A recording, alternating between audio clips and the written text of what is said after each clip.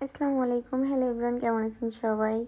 এখন যে কেকটা ক্রাম কোটিং করব, এটা ছিল 1 পাউন্ডের একটা বাটারস্কচ কেক। কিন্তু এটা কিন্তু ওয়েটটা 1 পাউন্ড ছিল না, 1 পাউন্ডের অনেক বেশি হয়ে গেছিল। এই ধরনের কেকগুলো সবসময় কিন্তু তুলনামূলক অনেক বেশি। প্রথমে আমি বোর্ডে ক্রিম লাগিয়ে তারপরে কেকের একটা লেয়ার দিয়ে দিলাম, আর অফ ক্যামেরাতে আমি সুগার সিরাপ দিয়ে দিয়েছি কেকের লেয়ারে।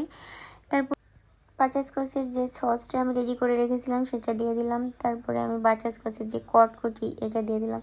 এটা এত বেশি মজার হয়, আর এটা যখন খাওয়ার সময় প্রতি বাইটে দাঁতের নিচে পড়ে, মানে একটা অন্যরকম একটা মজা আর কি। যারা খাইছে তারাই জানে।